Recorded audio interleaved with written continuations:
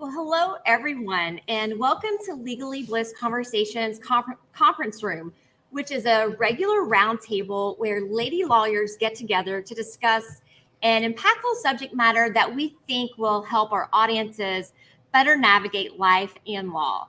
And today we're talking about how to get shit done. My name is Susie Hickson, and I'm a trademark attorney and the founder of Legally Bliss Professional Network and Community. After having practiced law for about 20 years in both big law and now my own boutique practice, I've worked with a lot of lawyers and I have many female lawyer friends. I've learned that while female lawyers are incredible advocates for others, we seem to not always be great self-advocates. Hence, Legally Bliss was developed to give female lawyers a platform to network, collaborate, and support each other, all while learning and integrating the Bliss method to become a fierce and powerful advocate, not just for others, but for ourselves. The Bliss method is an acronym for boundary setting, leveraging fails, integrating creativity, self-awareness, and support and community.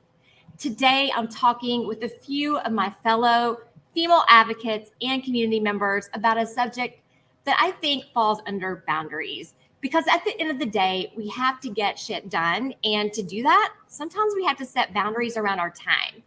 We have to become really precious when it comes to how we protect our time.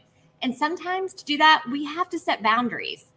And to continue to learn more about boundaries and other ways that you can become your own best and fiercest self-advocate, make sure you subscribe to this YouTube channel and hit that notification bell. And be sure to share it with some of your fellow lady lawyers.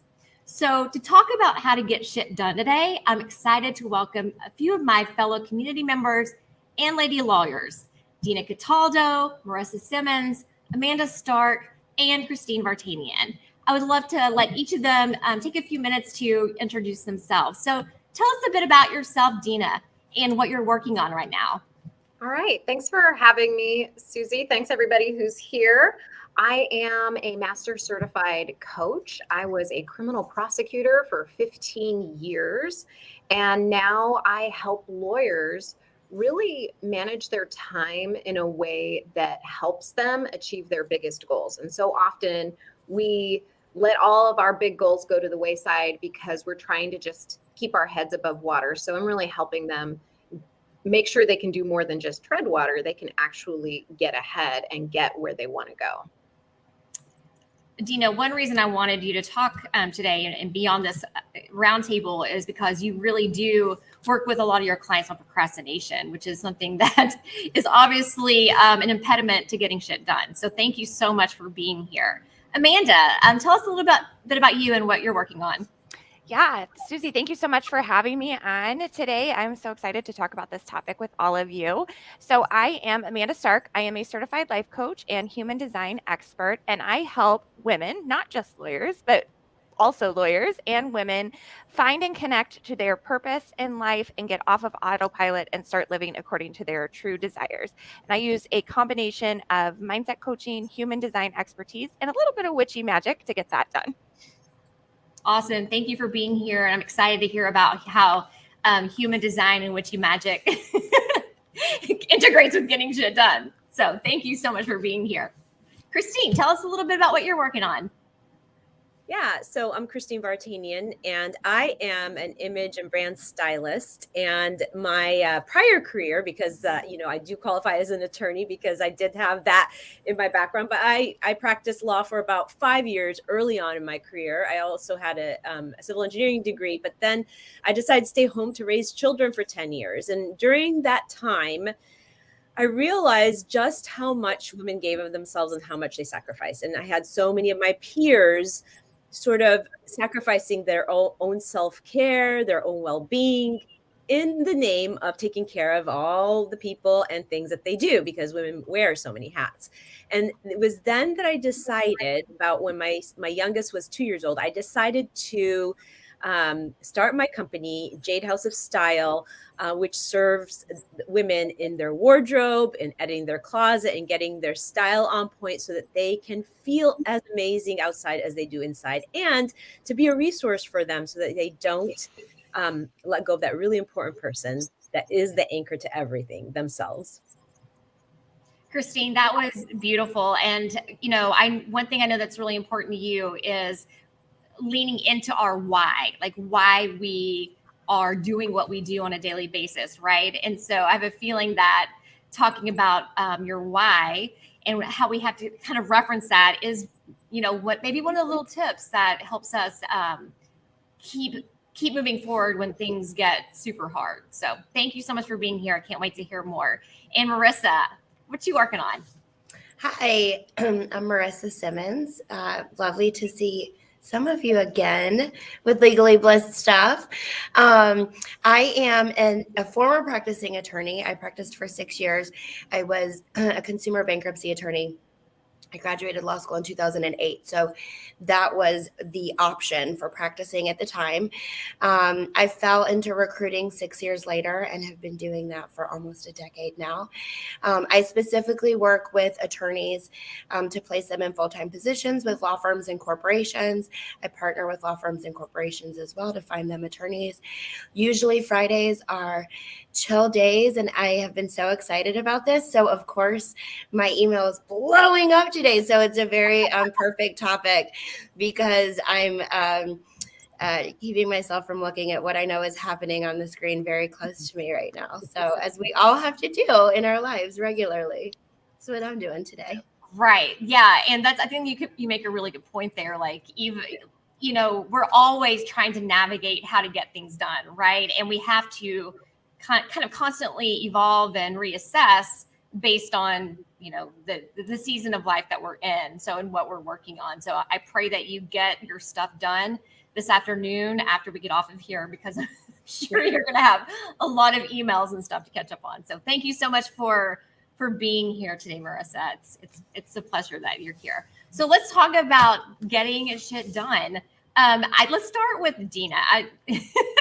And she's probably like, no. But I did this to her last time, like in one of the last roundtables. I was like, I want to start with you because you are the one who you really work on with a lot of lawyers, a lot of female lawyers. And one of the big things that you love talking about and helping them with is navigating procrastination.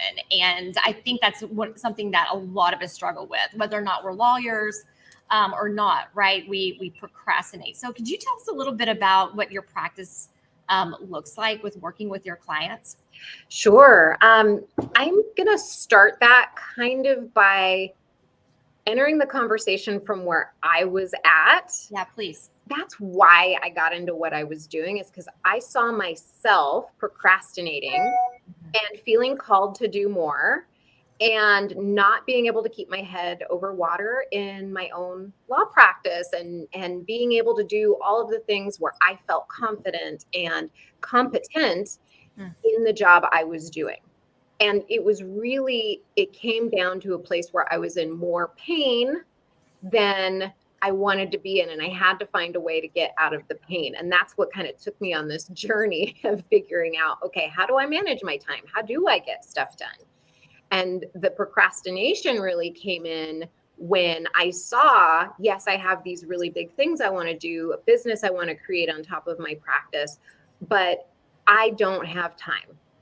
And that was the story I kept telling myself, is I don't have time.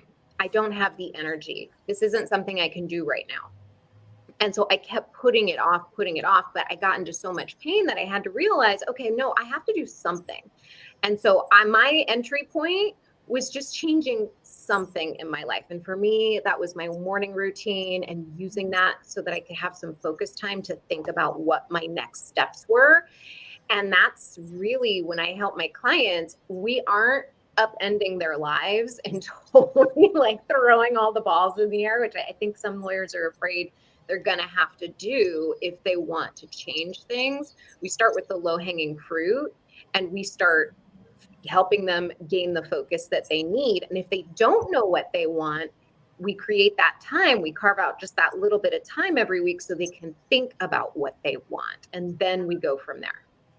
I love that. Like, because you're helping them be proactive with their time and their scheduling rather than constantly reactive, right? Like, right. I know that I've felt that way before where I'm constantly just in reaction mode, and allowing myself to sit down, whether or not it's at the end of the week, sort of like my CEO time, or at the beginning of the week as I plan my week, to look at my calendar and proactively figure out how I'm going to approach the week with periods of kind of rest, right? Like periods where, if something does kind of come up that I maybe have to be a little more reactive to, I kind of allow for that. So thank you.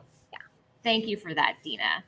So what about you, Amanda? I know that you also have clients that you work with. I'm not quite sure if you all discuss, productivity, but I'm curious kind of where you are on helping your clients in getting shit done. Yeah, definitely. So I don't think you can coach women and not talk about productivity, right? Like I think we're all telling ourselves, yes. I think as women, we're all telling ourselves we don't have enough time and we should be doing more and all of that. I also realized in my introduction, I forgot to tell everyone my legal credentials. I forget about that part of my life.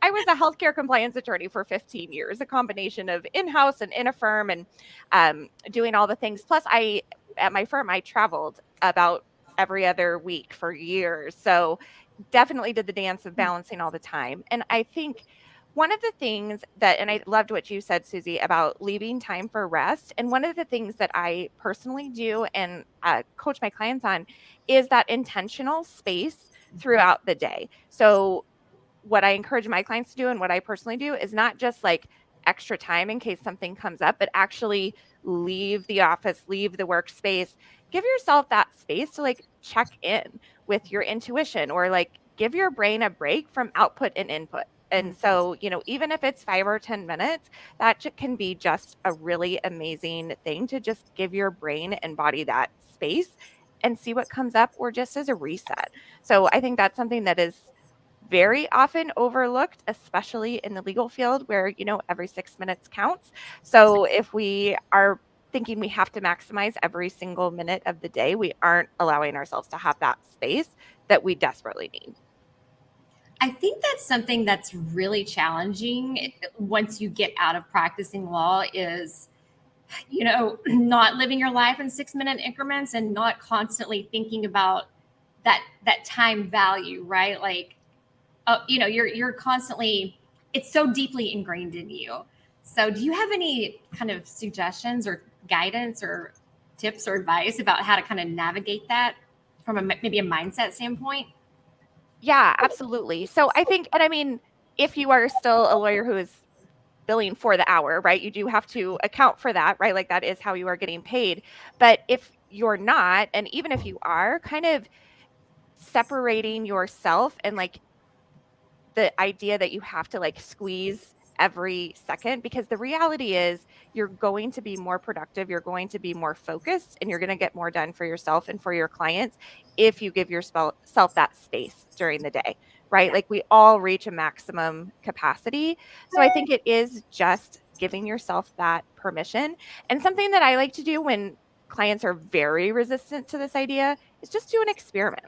Try it for a day or 2 days or a week and just see. Like I actually had a client last week who we were talking about in office time versus work from home days. And I had her do a time audit of 1 day of each just to see, because she was having so much drama about like needing to sit at her computer all day on her work from home days and like not allowing herself extra space to prove that she was working. And I think as women, a lot of us come from that, like, oh, I need to prove that I belong in this room or that I belong in this firm or whatever. And so it turned out she was actually doing more, quote, productive work on her day at home than she was the days in the office because of, water cooler chat and people stopping by and all of those things. So just try that experiment. Like for her, it was 2 days and it blew the mindset piece wide open of like what her work from home days needed to look like. Wow, that's incredible. Thank you for that, Amanda. And Karen says that she loves that. She loves intentional space. Thank you so much, Karen. What about you, Christine? In terms of time management and so forth. Yeah, how are you getting it done? Yeah. So for me, it's interesting because I am like many of us, constantly trying to squeeze the juice out of the day, because I have so many things to accomplish and so many goals. We're high achievers, and that's kind of the risk of being a high achiever. You want to really be very efficient with your time because time is life, right? You can't get your time back. For me, I try and it works best for me to anchor myself at the beginning of the day. I really have tried to hone, and it's a constant work in progress, honestly, because sometimes I fall off the wagon and I don't do exactly what I want to do. But I try and anchor myself each day by having, like, I think it was Dina who was talking about a morning routine, but a morning routine that is sort of focused on three parts of my being. That's my mind, my body, and my soul. They're non-negotiable for me. So there's things that I do if my life depended on it, and it really gets me super centered. So working out is a must for me. So that's one of them. I spend some time spiritually, so I can like really work on that at the beginning of the day, and I work on some of my mindset work and my business. If I have a business course, I do 20 minutes of that each day. So it's like in the morning, I have this time blocked where I'm working on each part of my person, my being. And I feel so accomplished, right? I feel like, okay, I got a good foundation to the day. Now, there are days where, sometimes I don't get to my reading, or I don't, my gym I always get to, but that's the one thing I have to get to so I can get my frustrations out and really tackle the day. But I've seen you pounding on stuff on Instagram, on your Instagram. So if you want to see Christine Breaking Bad on the what was like a big tire or whatever, I think you're doing CrossFit, and so it's fun to see you doing that. Yeah, but for me, time management is really about having a solid foundation at the beginning of the day, and then of course I go about the day, and things change because fires come up that you have to put out, so you kind of have to adapt, and that is really important too. So, but yeah, it's a constant work in progress. It is. It is a constant work in progress, right? And we're constantly having to just reassess and evolve it. So Jen says she's loving the real talk on this subject. We're glad you're here, Jen. And Kristen, great topic today. So good to see all of you here. Marisa, you have a career, and you are also a mother of two girls, I think. And I know that you call yourself, I think you said Riley's mom in something once. And I was like, I could tell that you're being a mother is so important to you. I know that like recently you're like, I'm out of here. I'm taking the girls out of town for the weekend. And I was like, that's so inspirational. I thought that was so cool that you did that. So how do you do all of it? How do you do all of the things? I stick very, very, very closely to my schedule. It is thankfully these days on our phones, and it never leaves my side, except once recently when I did leave my phone home for an entire day, and it was a long day, and I didn't even have a car and couldn't go get my phone. It was wild. But no, I am someone who needs to have a schedule, or I will be all over the place doing a million things, none of which actually needed to get done. So I'm extremely scheduled every morning. I'm not a great morning person. My day, like my work day, I mean, technically, the minute the kids get out of the house at 7:45, I'm willing to take calls that early to be available. I already usually have a cup of coffee in me by that point.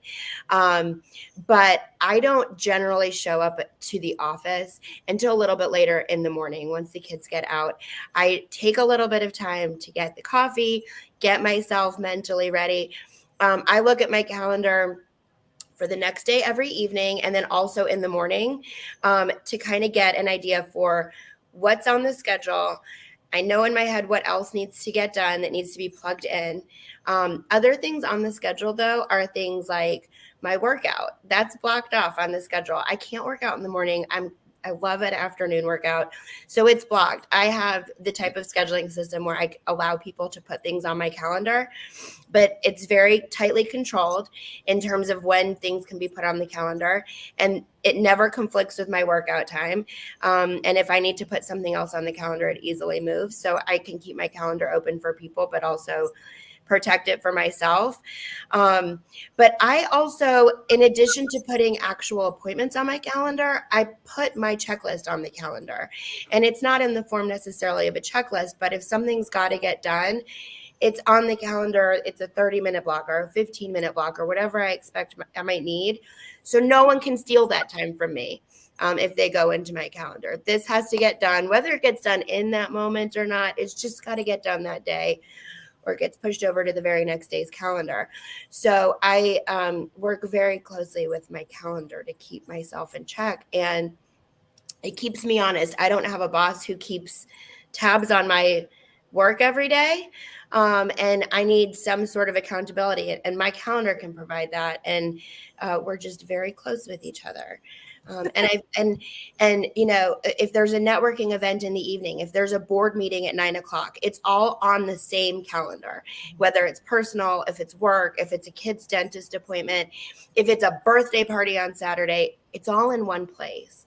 And that for me, because I'm not inherently super structured, that keeps me structured and helps me get through every day and get the things done, get the shit done. Get the shit done. Do you use only a digital calendar, or do you also have a paper planner? I have completely switched to a digital calendar. Okay. I used to be fairly good about paper planners, but like phones, they can be left places, and it's easier to not realize you don't have a paper calendar than instantly when you forgot your phone.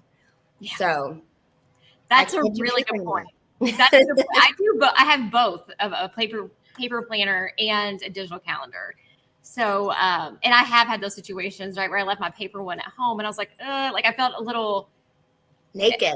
I felt a little naked, but it wasn't as bad as like not having a phone, right? Because that's where everything happens, right? It's integrated with my computer. It's just easier that way. But I don't know. Sometimes I've wondered if I'm overdoing the planning by having both, but I like also being able to physically write things rather than just typing notes.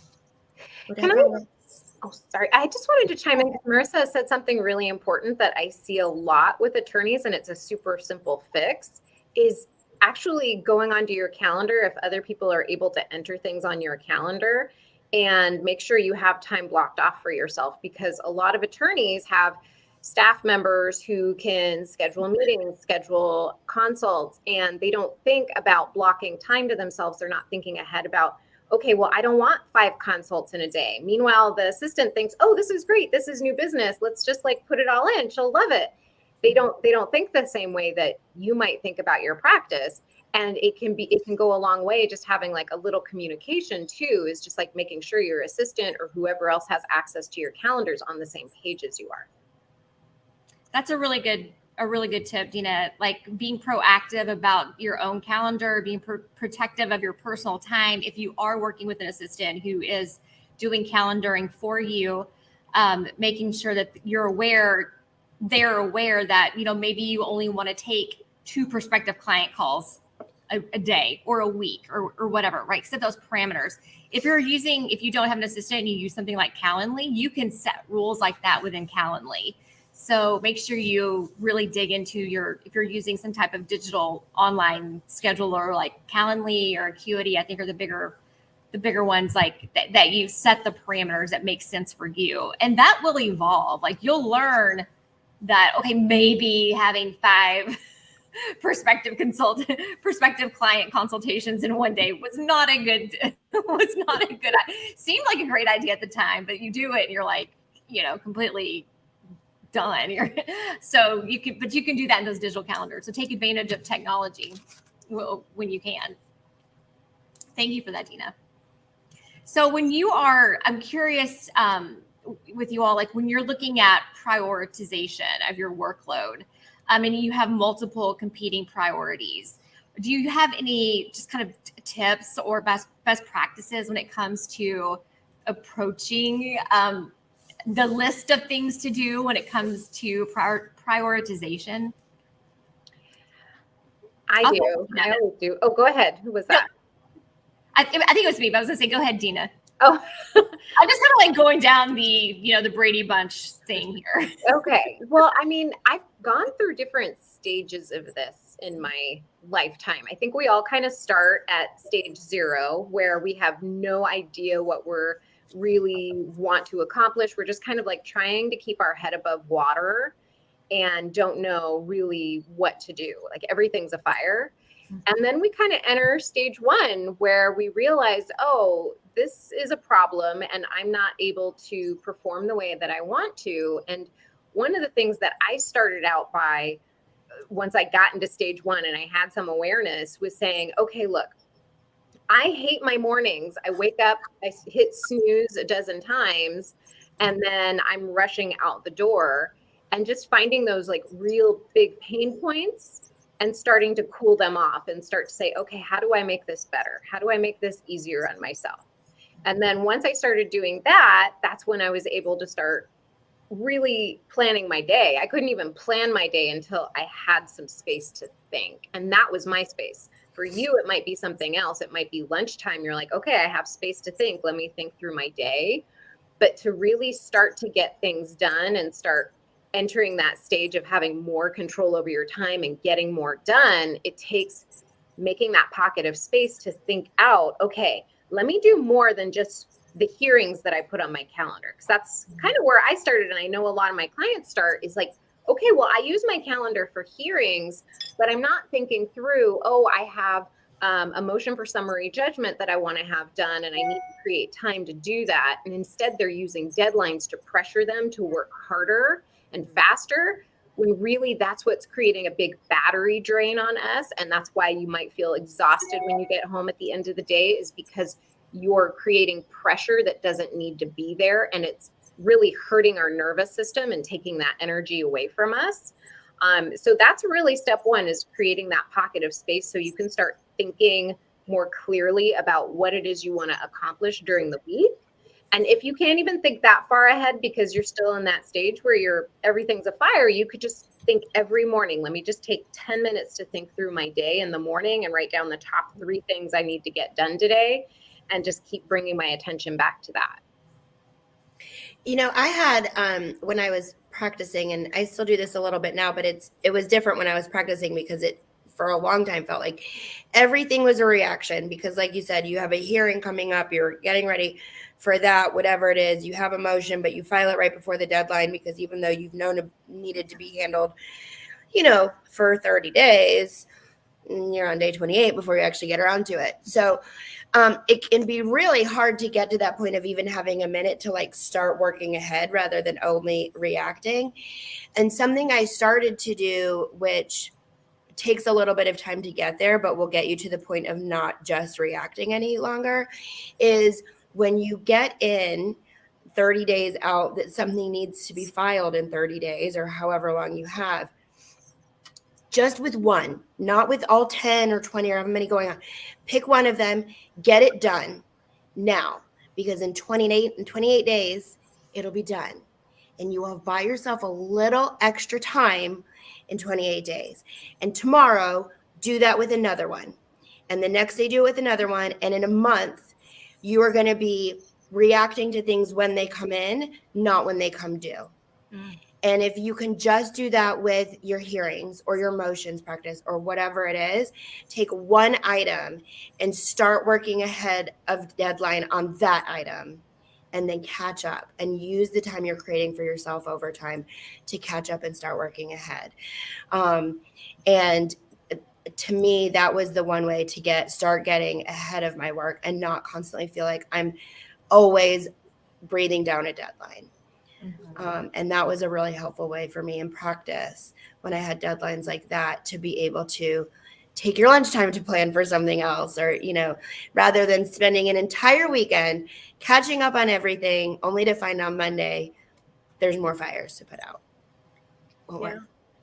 Yeah, and just following up on Marissa and Dina, one of the philosophies I came up with in 2022, kind of, I don't like New Year's resolutions, but it was sort of like my phrase for the year. And what I found that is when the little things weren't getting done, the little things I was procrastinating on because I was giving priority to the bigger things, but the little things actually were very important, like making that next physical appointment for one of my kids, or making my own appointment for my annual, or making the next dental appointment, or whatnot, right? So what I decided to do is do it now. So when I was in an appointment and I had to plan for the following 6 months, I would make my appointment right there when I was there. I used to always just rush out and go on to the next thing that I have to do on my calendar. But I made that decision to do like even down to my nail appointment, if that was that, like make it when I'm finished with that appointment in that moment, because then if I don't, then the kids won't go to their doctor for 2 years. It just seems as though the doctor's calendar gets booked, and so does mine. And then it just gets, not something I think about to do. So doing it now was a big win in terms of staying organized, because that just kind of got the little things out of the way and I didn't have to think about it. And the other thing that I have done, and I really think it helps me just get centered for the week and for my calendar, is I actually started I decided not to be working on weekends, but I do take time at the end of my Sunday after dinner. I sit down and I look at my calendar for the week, because I did find that I was being very reactive and it was very uncomfortable. Like I would say, "Oh gosh, I have to plan for this call that I'm on, and it's like Wednesday night and it's like Thursday morning." And I found that if I look at my calendar on Sunday, then I can manage my expectations for the week. And I don't feel surprised that I have to meet with somebody early in the morning on Thursday, on Wednesday night. I kind of have an understanding of what's going on during the week. And if I have to plan something or prepare for something, I start doing it on Sunday, so that I feel like I got a little bit of a handle on my week. And that really helped me not procrastinate. And it also helped me just not feel stressed. Yeah, getting a handle on your week ahead of time, I think, is really key. Um, for a few reasons. And this kind of, I think, aligns also with like just getting a handle on your appointments that you have coming up. When you go ahead and make those appointments, Christine, kind of like what you're saying, one thing you're doing is you're eliminating some decision fatigue later on, right? Like, or having to reschedule, or, oh crap, the doctor isn't going to be in for 2 more months. Should I go find another one? Like all of those things, right? You eliminate the decision fatigue, which I think a lot of us seem to suffer from. The other thing I think is really important to do, kind of when you're looking at your week ahead, is to think about what can you reschedule, and I know that some people are like, no, like you have to be committed to your calendar, but sometimes there's a lot going on, right? Like, did you book too many things back to back? Do you need to have some rest between a couple of your calls, right? Like, that's okay. Are there sales calls that you said yes to when, maybe you should have said no to 2 months ago? Did anything change? Is there anything on your calendar for the coming week that you can maybe eliminate, right? Or just preferably cancel? What can you say no to? I'm big on that. But can you reschedule? That's another thing I think that kind of helps open you up a little bit mentally as you're looking at your calendar and the week ahead. It really bleeds over into not just the setting boundaries that you said, Susie, at the beginning, but also self-care. I put my gym on my calendar, and Christine goes to gym in the morning before she starts the day. And, getting the nail appointment set before you go back, or the hair. I did that to my kids. They went like 2 years without haircuts and they look disgusting. And last time I went, I finally set their next appointment before I left. Like, I always do that for myself. Why don't I do that for them? But it's self-care too. And part of that setting boundaries helps with like the self-care. It's all one big picture, right? Like it helps me be mentally more, prepared for things and more present in the moment when I have things going on, because I know there's time scheduled later for the next event. And it all is one piece of a bigger whole, that self-care, the mental self-care, the physical self-care, the setting boundaries on your schedule. It all works together. It's also important that you need all of those things. You need all of them to work together. Sorry, go ahead, Dina. Or was it Amanda? It was me. Yeah. So the other thing that I wanted to add, just in terms of prioritizing tasks, because I think depending on your type of practice or what you're doing now, you may not always be on motion deadlines, right? Like hard deadlines like that. So especially if you're, doing more client projects or more like free flowing kind of things, I think we get stuck in the trap of there is a right order or a top priority instead of just deciding like this is the next thing that I'm going to work on. And like Susie mentioned, decision fatigue, a lot of it we do to ourselves. We spin on these decisions instead of just saying, oh, I'm going to work on this project today, right? Or this is my decided priority for this week, and then I'm going to put something else on my calendar for next week or tomorrow or whatever it is. But a lot of times just let go of this idea that there's a right place to start or a correct top priority, and just pick one and get it done, because that feels amazing. And then you're more likely to do the next thing. I love that.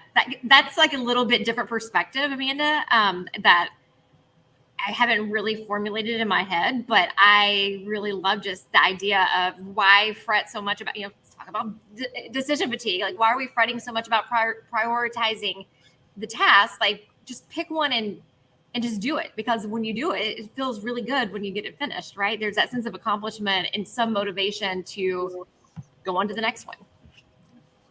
Okay, I'm going to have to play devil's advocate on that one. Do it.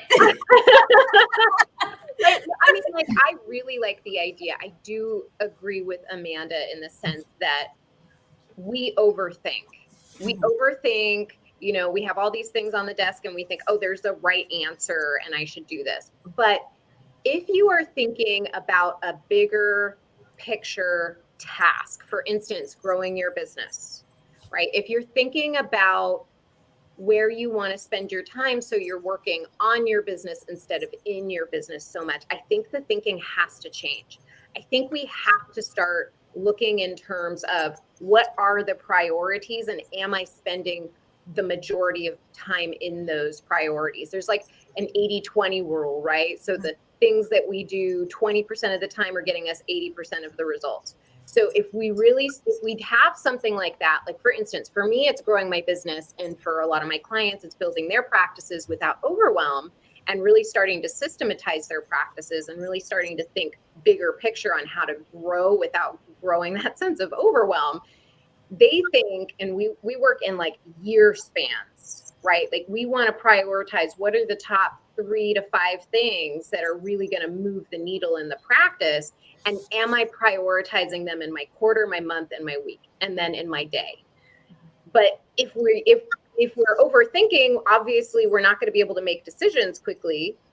And if we're not thinking big picture, we're not going to take the actions, and we're not going to be able to observe where we're procrastinating and not getting the big results that we want to get for ourselves. Like that's when we really start to break it down and see where we're not taking action. That's where all the real fun work can begin, because then there's something going on up here that we need to check out. That's actually a really good point too, right? Like observing, like where are we having that resistance to getting the thing done? Like, and why is that?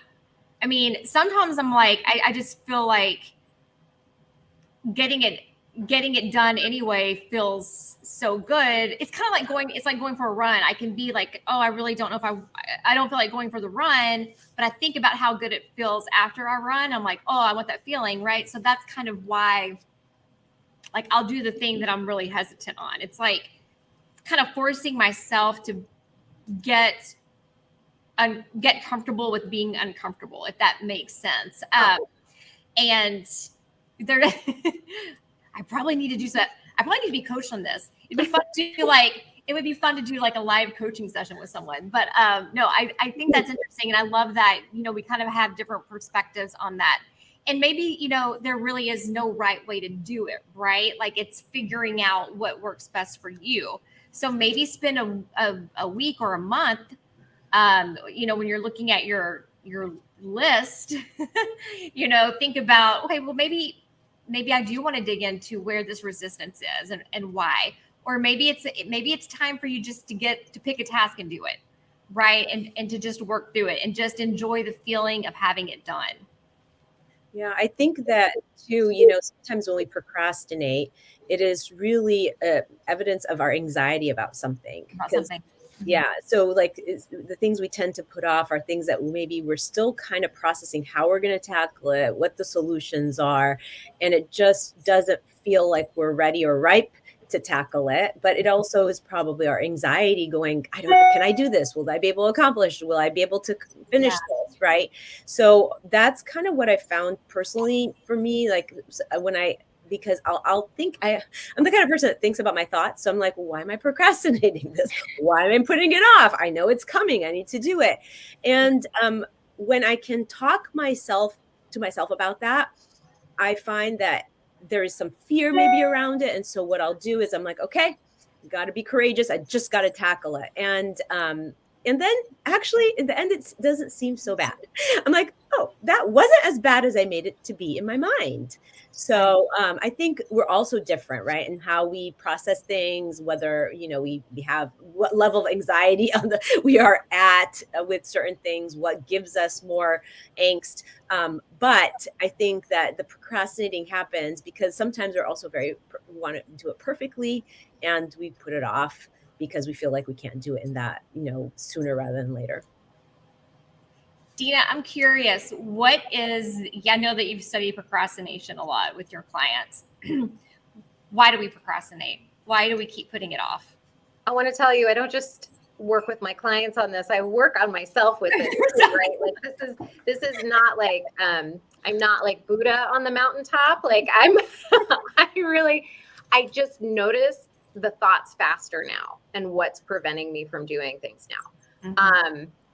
But really what it comes down to is understanding ourselves better than we ever have before and just keep improving on it. And when my clients or I'm procrastinating, it's because we haven't brought it into our awareness. Like we really haven't sat with it and said like, oh, like, why am I procrastinating? Let me get curious about it. And that's something that I think we're all guilty of, is being unkind to ourselves when we're not doing something, when we're putting something off. We tell ourselves there's something wrong with us, that we shouldn't be doing this. Like we should be working harder. Like what I have some clients, I am shocked when they tell me like, I'm so stupid. Like, this is just stupid. Why am I doing this?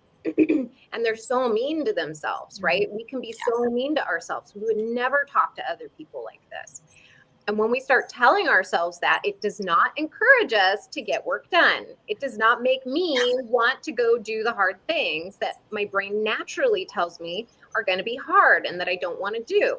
Instead, the practice is noticing. This happened to me the other day, right? So I'm laying in bed and I woke up a little late because I had like animal issues. I have a cat and a dog and they were having issues in the middle of the night. So I didn't have great sleep. I slept in and I'm sitting in bed and I'm thinking, there's no way I can do all of this. Like I have so much to do today. That's where my brain naturally went. And then I paused and I went, wait a minute. I don't need to sit in bed going through my task list, thinking about how I can't do it. Let's figure this out and let's go. And so like I had to self-motivate myself and just stop all of the negativity thinking and be like, no, like just, hey, you can do this. And I got up and I just did it.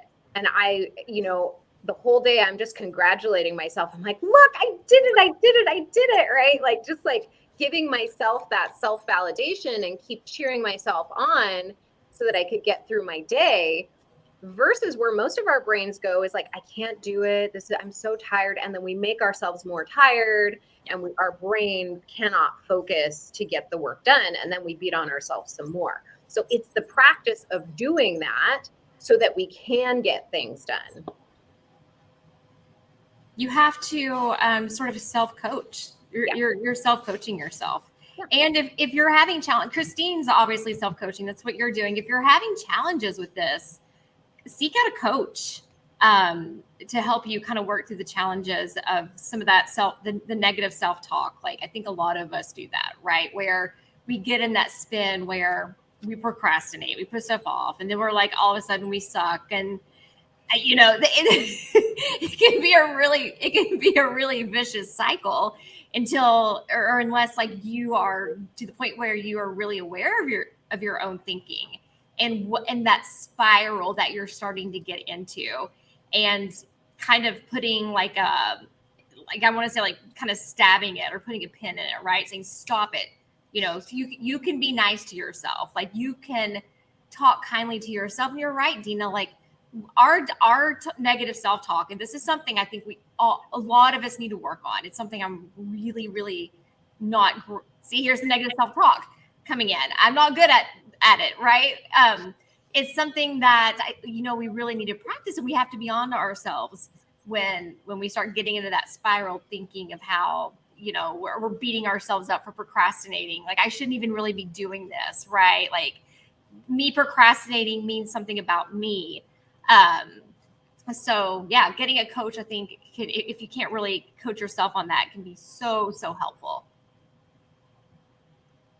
I want to talk really, just one of the last things I want to talk about here is what type of tools or techniques or strategies you're using right now to kind of help you manage your time and stay organized. I'm going to give sort of an example of what I'm talking about here, because I don't want the question to be confusing. And this is one of the things that helps me get shit done. And that is having autoresponders on my emails. I don't do it with my Legally Blissed email because I don't have a ton of email coming through there. But I do it with my law firm email. I do have an autoresponder set that sets expectations in terms of how I respond to people. And, I let them know ahead of time that I am not a lawyer that responds in 2 hours and that your matter is probably not urgent. But if it is, it's not a trademark lawyer, right? Like, everyone's... I'm like, if blood is involved, maybe it's urgent, but I can't help you. Go to a doctor. I'm kind of lucky with doing the trademark work because I can control that a lot, but I'm not at anyone's mercy quite as much, right? As opposed to someone who maybe does family law or litigation. But I do think that setting expectations with the people that you work with is really good. And like I said, one way that you can do that is having an autoresponder on your email so that you can let people know when you will be responding. And maybe that's Monday and Wednesday mornings that you check email. And I have to be very aware of the fact that not all lawyers are fortunate enough to not have to be in their email, a lot more than I do. But that's something that you can think about, and you can create that your own way. So I'm curious about you all. Do you all have any sort of methods or technologies that you're using right now to kind of protect your sanity and get things done? Marisa, we'll go with you. Yeah, I mean, like I said, I use this scheduling tool that I have a link in my signature block, but I also send it to people, when I want them to schedule something. And when I first got it, I was like, this is so impersonal. People are going to be offended. I've never had a single complaint. I've had plenty of people be like, that was so easy. I was able to stick what I wanted on your calendar. And I spend 0 time scheduling things now, for myself, at least. I schedule things for my clients, but I don't spend any time worrying about what my calendar is going to look like. I have rules set, like you said, I have hours set for certain things. And that's super easy to help out. I think another thing, which we haven't talked about at all, and is probably another topic for another day, is being able to say no and being able to control how much time you spend on certain things or with certain people, and being able to have like a good kind of quick response when you get to the point of realizing I'm not the resource for you, in a way to still be supportive of that person and their need, and also be able to set expectations for how you can provide for them, how you may not be the best resource to provide for them, what else they should be doing on their own, and then kind of wrap it up. And then I also, a lot of my time is spent on the phone, and I tend to expect, a certain amount of time for certain things. But if something runs over, I have a very strict rule of not cutting someone off quickly. If I expect something to take 30 minutes and it takes an hour, it takes an hour. And if I had something scheduled immediately after that 30 minutes, I have a whole bunch of almost auto replies for emails, but saved on a document that I can just quickly copy paste when my next call is calling in, and I'm not going to hang up on the person I'm on, to say, quickly email whoever my next person was, I see you calling, and in my subject line, I'm on another call that's running over and I don't like to rush people. I'll give you a call right back when this is done. Or if you don't have time, stick something else on my calendar. And that way they know I'm not ignoring them. I'm not ghosting you. Something else is running longer than expected. I don't have to really think. I don't have to type while I'm on the phone with someone else. I can just do a quick copy paste, and let them know that I'm here. I'll get back to it. But it just not that this moment isn't perfect as we expected. So I use that kind of thing a lot. I have a lot of copy paste things so that I don't have to type emails that I'm regularly typing. I just copy paste them now, and change out the name, or if I need to include a link, so that those types of things can be done quickly and mindlessly almost if I need to, and can make sure that I'm responding appropriately, and always setting and resetting expectations as needed. I love that. I absolutely love that. And just having sort of your templates that you go to, your go-to list. So you keep those in a folder or a Google Doc, like you said. I've used an app called Text Expander, and it's kind of cool because you can write a paragraph that you something that you normally say, right? Maybe it's a no response for something, right? And all you would have to put in when you're utilizing the text expander would be a Z and then an O, and it would just automatically populate all of that, what equated with that, into your email. So that way you're not having to feel the friction of of saying no. So that's kind of a cool little tool to look for. Again, it's called Text Expander, and it's really, like I said, of course you could copy and paste your templates that you have, and it's very similar, right? It's just another way to kind of store that and then integrate it into an email or another Google Doc, however you want to. So again, it's Text Expander. I've mentioned it 3 times. I'm not affiliated. They're not an advertiser of this podcast yet. Christine, what about you?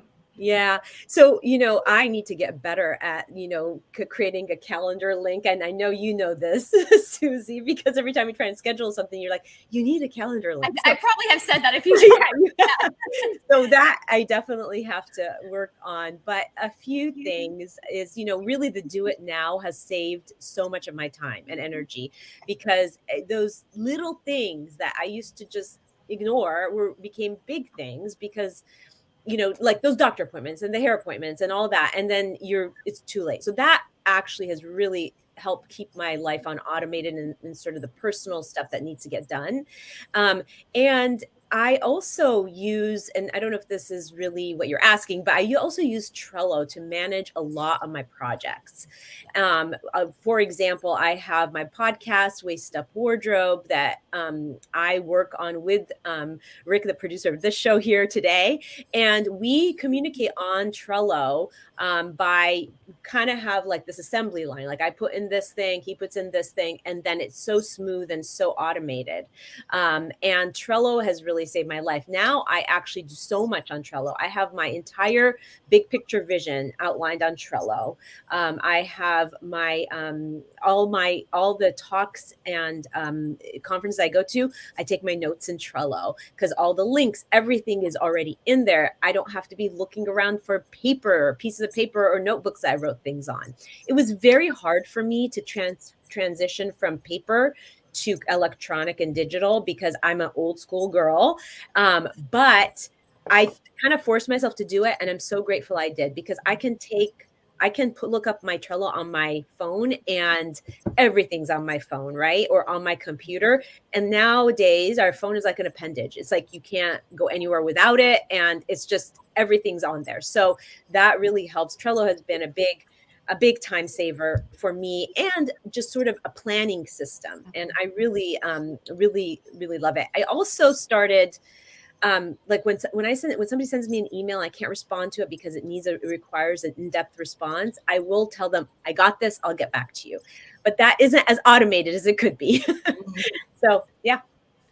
I love Trello myself. I'm a Trello girl and use it for project management. And it's great. Also, kind of like you're saying, you can, if you have someone helping you on a podcast or producing something, like you can both work in Trello and basically move your project along. And so the cool thing about it is that you also get to, it's really helpful visually to be able to see where everything is. And I think that's almost like motivating, right? Like that's kind of one way you get shit done is like kind of being motivated visually to see the progress of things that you're working on.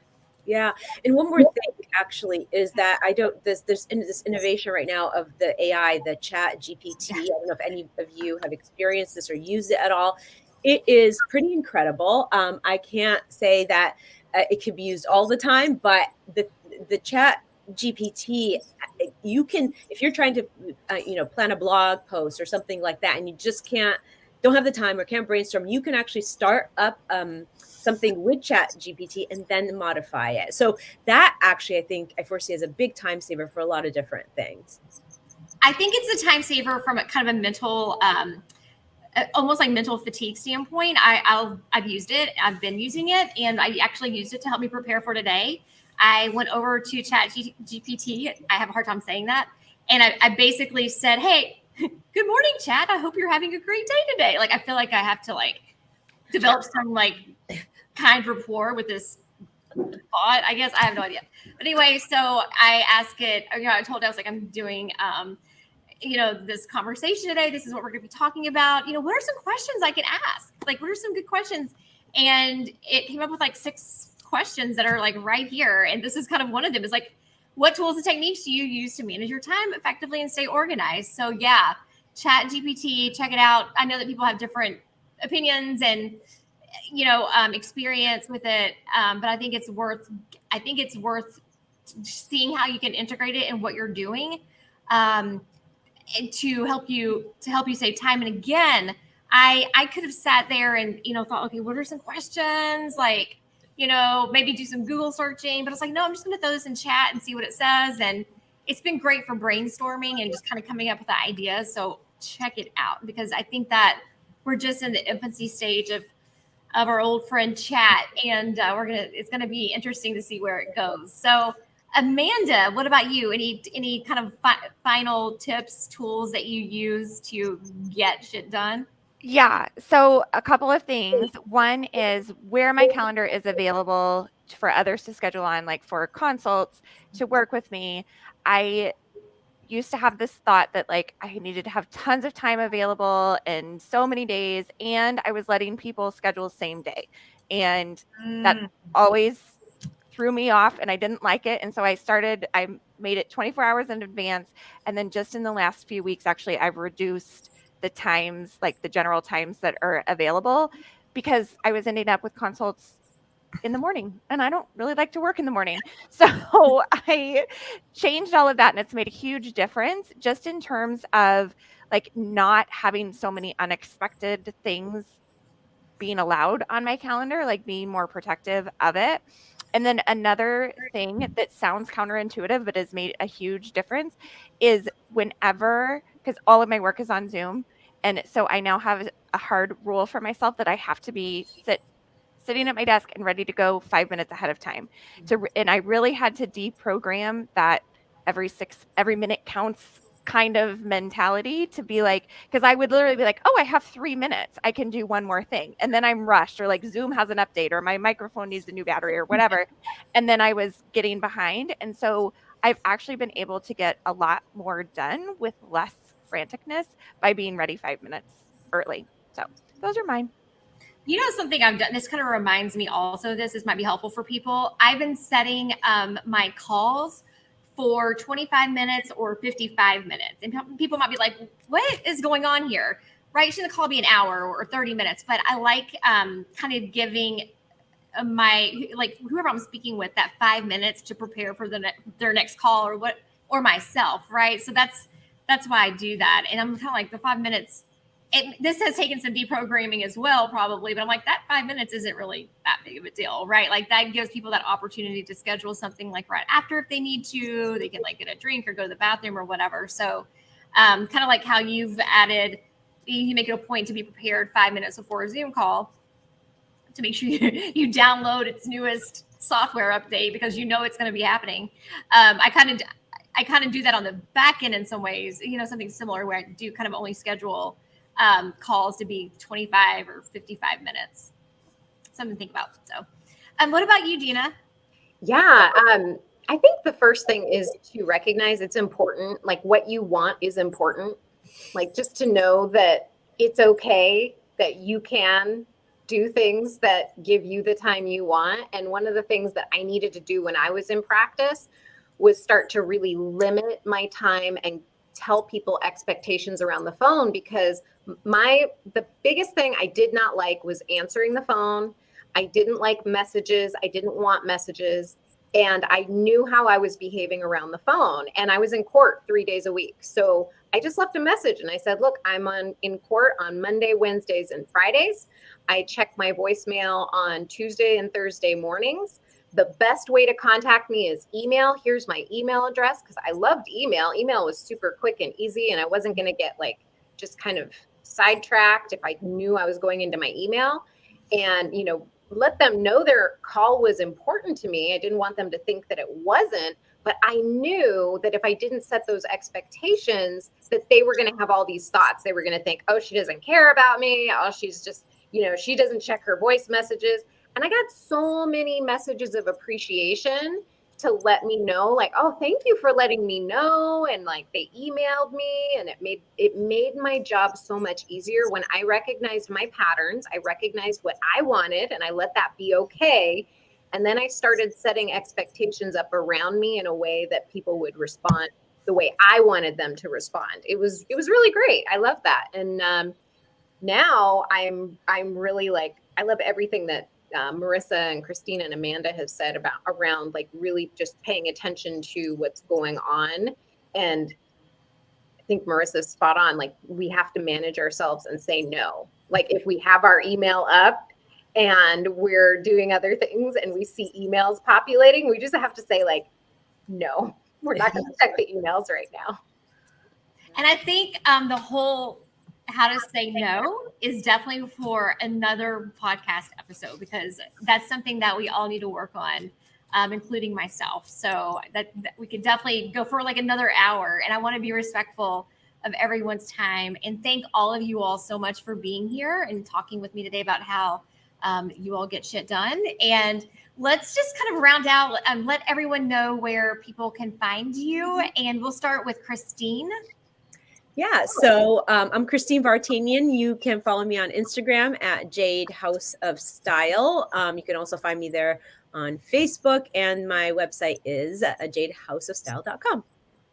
Awesome. Thank you, Christine. Marisa? Yes, it's Marisa Simmons. My middle/maiden name is Leeds, Leeds, like the city in England.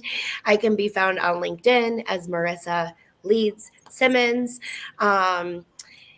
That's probably the best place to find me, LinkedIn. Awesome. Thank you so much for being here. Okay, Dina? Hi. Well, you can find me on Instagram at Dina, Dina.Cataldo, Cataldo.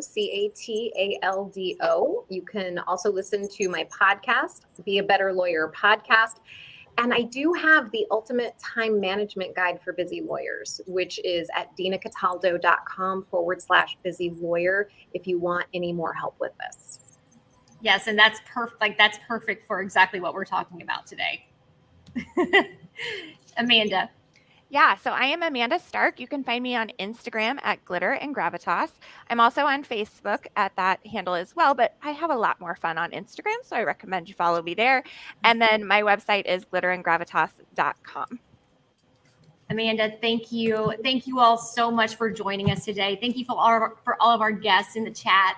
And if you enjoyed this show and you want to stay updated on future Legally Blessed content, including when we go live in the conference room, which hopefully we'll do again in the future, make sure you hit subscribe and like this video.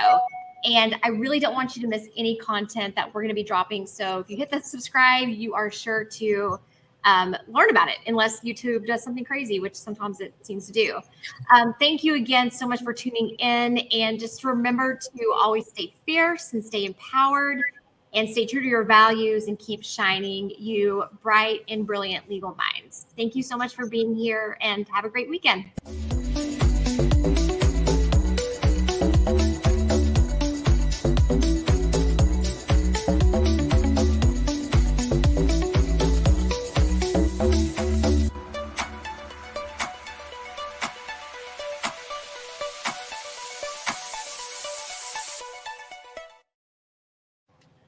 After party. Who says, let's see, everyone is here. Rick, hop in. We have to have Rick in here. Have you all, yeah, okay, so everyone, this is Rick, who put up with me the last few weeks as we prepared for this, and he's amazing. So thank you, Rick. Oh, no problem. You guys did a great job. That was awesome. And just so you all know, this is on YouTube, so keep Good to know. Keep it rated G. But yeah, so Rick and Christine have kind of been my inspiration because Christine goes live every Thursday for the Waist Up Wardrobe. And I was like, you know what? I kind of want to do a live too. I think it would be fun just to get some people together to talk about, you know, these legal issues that we're dealing with. And they're not really even legal issues, right? They're time management, getting things done. Like these are things that we're all navigating. So hopefully the content has been really helpful. But yeah, Christine and Rick have definitely been the inspiration for doing this live. And I think we'll probably do it again next month if Rick is down to help me. If I wasn't too much of a pain. Of course. Hopefully I was a good client. That was great. You guys did a great job. He's going to say no. Of course not. Awesome. Well, I thank you all so much. I hope that you all had fun sharing your wisdom. It was nice to meet everybody. Yeah, Yeah, definitely. so much fun. Yeah. I'm not sure if everyone knows each other, but we I can. don't know. You know, I know I've seen Amanda. Yeah. And Marisa, I think we were on another roundtable together. I think in like December, because I was in Boston, I know, when we did that one. So yeah, I recall that. Dina, I feel like, I don't know if I just listened to the podcast you did with Susie or if we've done one. I'm not sure. I don't think we've been on one together. No? Yeah, this is our first time. All right, you have one of those faces. I do have one of those faces. I get that a lot. So, yeah. I will say though, everything I've done through Susie so far, every time we do something like this and we catch up afterwards, I'm like, you have got to get us all together in person. Like, I am in love with everyone that we do. I'm like, Christine's earrings don't match, and I'm obsessed. Susie's nails are amazing. Amanda, I regularly say that my favorite color is rainbow sparkles, which is very similar to glitter. I'm like, I need to meet all of you people as you're all wonderful and amazing and like badasses, and I love this. I love it. Idea for a retreat, Susie. I know. Yeah. I should do Yeah. something. You Yeah. are bringing together some really awesome ladies, I have to say. Yes. Yeah. I agree. And one thing that has been really fun about this, and I kind of laugh about it, is that it's unlike a lot of lawyers that I've worked with in the past. Like, it's not like everyone's trying to talk over each other. Like, everyone's so nice and like kind of they defer like, oh, what say you, Amanda? You know, like, everyone's like kind and, just like, I don't know. And that's not something I feel like we're exposed to as lawyers that much. Like, everyone's like, I don't know, there's more kind of like egos and, it's just, I think everyone I think everybody's in a hurry. I think that we just forget like the human part of ourselves when we're in the legal profession, and there's all the deadlines, and there's, other attorneys, and they're in a hurry, and we kind of get wrapped up in it. I think that's probably part of it. Yeah. I think you're probably right. Well, guys, I want to be respectful of your time. We've already gone over a little bit. Thank you all again so much for being here and talking about the subject. I'm sure that I'm going to be posting pretty shortly in the community, the next one that we're going to be doing. So be on the lookout. I think it's fun, like kind of having the crossover of different brains, right? Like it's just kind of cool getting different people together to talk about these things. I think that as how to say no, like one would be really good. And I actually do have some content in the community about how to say no, but I'm like the world's worst. I'm like, I need to be coached on this. I feel like a fraud because I'm like telling people how to say no, and it's like one of the hardest things, No, you're bringing together minds so we can brainstorm about how to say no. Yes. It's not like you're holding yourself out as somebody who's doing it perfectly. I think that it's different, right? You are bringing it together so we can work through it together. And that's why you're my friend. And that's one of the many reasons you're my friend and that you're on this call. So, and Rick, huge thank you and shout out to you for guiding me through this and making it, as easy as technology can possibly be. So it's been fun. Hopefully I was a good client. Well, I'm glad it worked out, and everything on this end went great. Nobody's connection went dead, so that's always a good thing, right? That's always a good thing, right?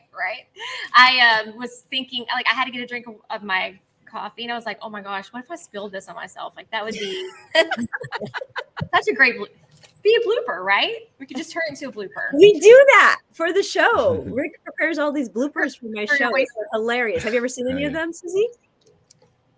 I feel like I did. I feel like I've seen some of them. Yeah, I'll have to look back at your channel again. I think I called LinkedIn licked in once. Sting. Terrible. Love it. Guys and gals, have a great weekend. Thank you all so much for being here. And we'll Bye, see you all everyone. Nice meeting you all. Thanks, Susie. Bye. All right. Bye. Susie, hang on just for a second. Okay. Let me just kill the broadcast here. Hold on.